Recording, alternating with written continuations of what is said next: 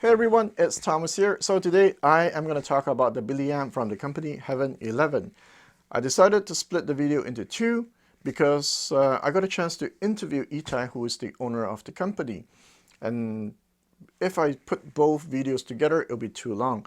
So today's video will be the interview and next week will be the actual review.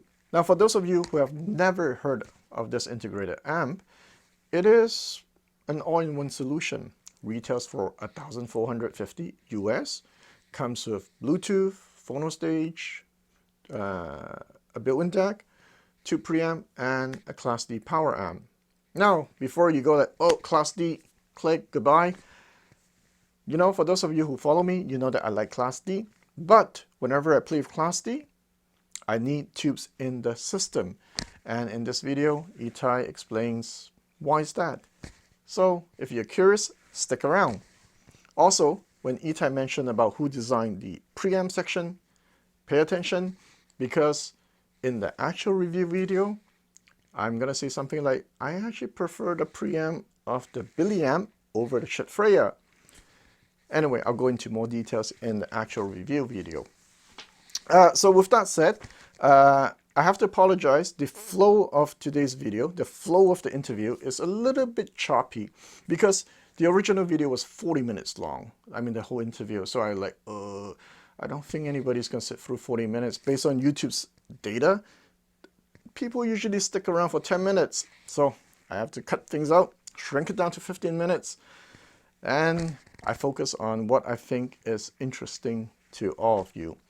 So with that said, let's start the video and I'll see you next week for the actual review. So I have Itai here. He's the founder, owner, designer of the Billie Amp from the company Heaven 11. The reason why I'm interviewing him is because he's in Montreal. So Itai, tell me about what was your vision with this? Okay, well, my vision was to respect the artist's intentions. So what the artist and the producer put on the record or the CD is what you're going to get. Okay. So there's no overemphasized highs to make it exciting, or there's no overemphasized lows. It's presented as is. In terms of the bass, of course, if you want more bass, there's a subwoofer out, and you can, have bass to your heart's content, because bass is fun, and you know some people want more bass and some people want less bass. But in terms of tone controls, as you can see, the amp is pretty bare bones. There are no tone controls, and that was a very deliberate choice. Yeah. Because when you start having tone controls, it means you're taking money and you're putting it into those controls, and you're taking it out of whole sound portion of the amp. Okay. And I just wanted to focus on the sound and not focus on the tweaking. Okay. If you want to do outboard tweaking, you could do it. Yeah. If you want to also tube roll, you could do it. Right. But the choice was very deliberate. It was respect the artist's vision. Why does it look so simple? As a designer, I believe that I participate in a long tradition of the history of an object. And when I looked at the history of hi-fi design, of the gears I've lusted over the years, to me, a hi-fi amplifier should not look like a cable box, or it should not look like a car stereo that's sitting on your cadenza. It should look like it's part of that history. It has a certain aesthetic that's part of that history. Okay. And to me, that's the culmination of that aesthetic. Of course, yes, it's very minimal, but you don't need more than that. You don't need more than a volume knob and a source selector. And if you can combine the on-off into the volume knob, so when you increase the volume, your amp turns on, then that's one less button to deal with. Right. know? So sometimes less is more then. Yes, right? Definitely. Another thing also with the current gear that I was noticing when I was in my living room, for example, is having the back of my eye, my retina being burnt by those LEDs, those blue LEDs in the dark. Yeah. So all the LEDs on the Billie are pointing upwards. You could definitely see them from your sitting position, but they're not pointing right at you. So So little things like that, you put Yeah, thoughts little into it. things. Yeah, I mean, people see minimal design and they think, oh yeah, that's so simple. That must have been so easy. It's actually the opposite. To me, a design is not complete until there's nothing left to add. It's not complete until there's nothing left to take out. You know, Okay, you have to like sort of like concentrate it to the essence of what the object is. So little things like, I notice if you power it off, if you turn off the volume, it doesn't power it off right away, Yes. right? Yeah. It actually, you need about 10 seconds of Yes, the, 10 before seconds. right? Yeah.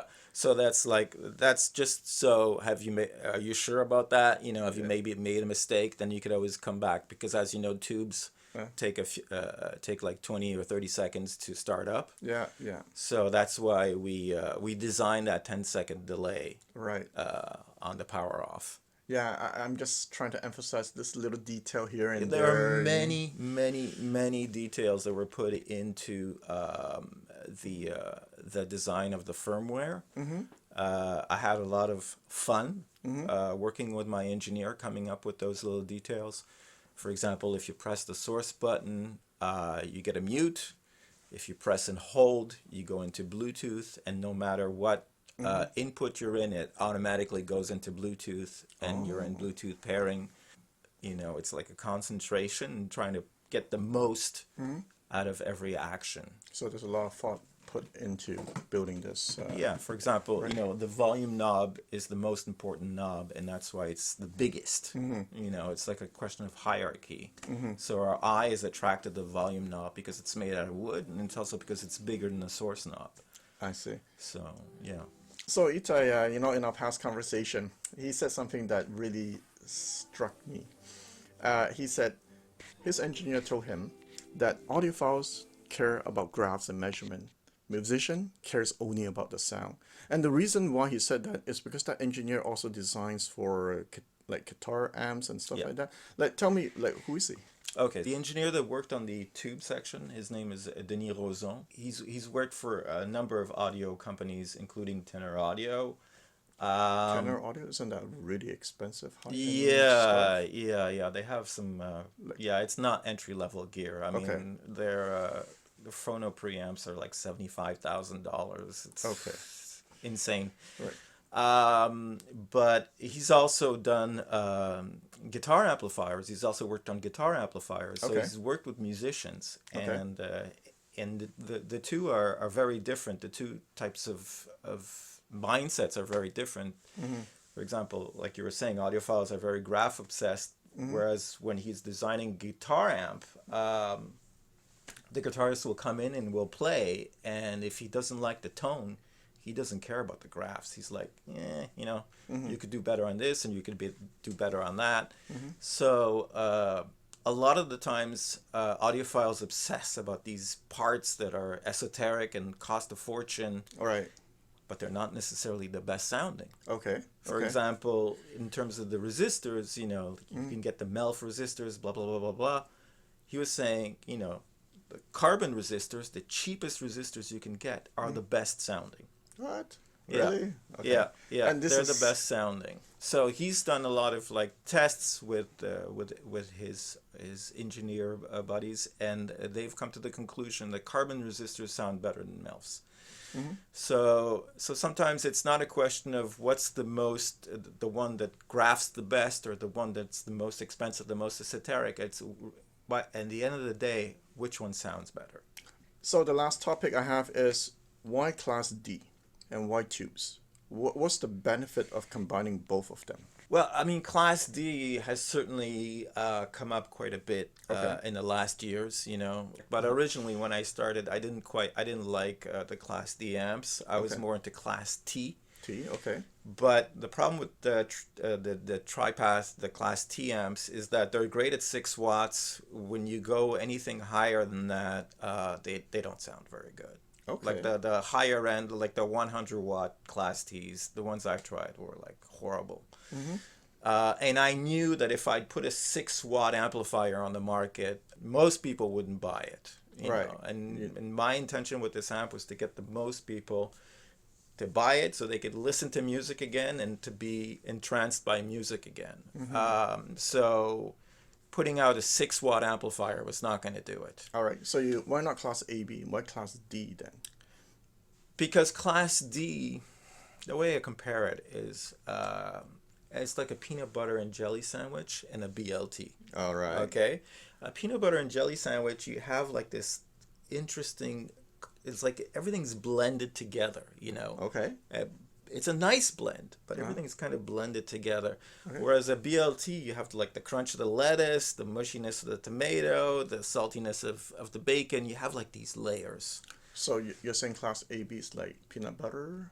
Class AB is like peanut butter and jelly. And class D and class D is it's got that separation. It's got that holographic imaging at a much lower cost than I mean, you could definitely get that in class AB, but it's going to be a lot more expensive. It was a question of cost, and it was also a question of what you got. That holographic imaging in class D today. We're not talking about class D before. I know class D before wasn't great, but class D today is quite amazing, and there's amazing products out there. So then why tubes then? Why did you introduce it?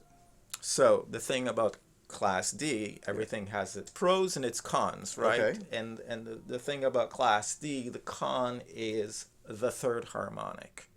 Okay. So class D has an exaggerated third harmonic, which in some badly designed amps, that's what people refer to as a glassy sound, as a brittle sound. Okay.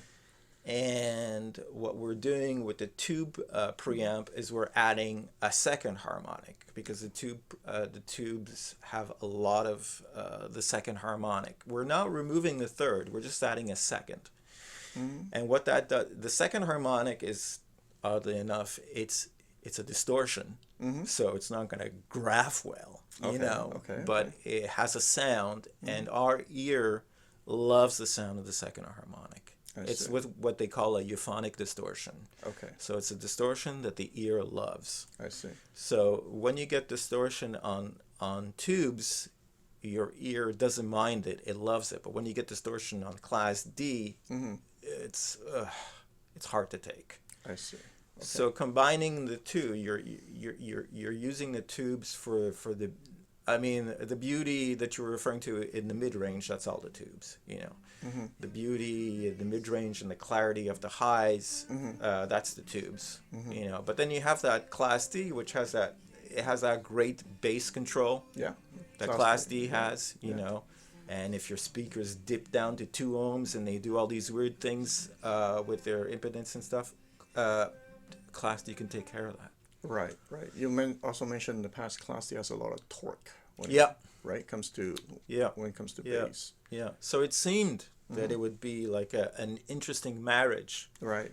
To do that, as I was listening to more and more class Ds, I became convinced that maybe that would be an appropriate route to take. Yeah. Now, once we had the preamp design, getting those two to work together was a lot of work. You mean the two preamp and the class D? And the class D. That was a lot of work. And that was with my other engineer, Sylvain Savard, that we did that. Okay. Because anything that happens on the class D end, any pop, crackle, or noise, is amplified 800 times by the tubes. So it took us a long time to not hear big pops in our speakers, and to master that, and to get the two to behave together.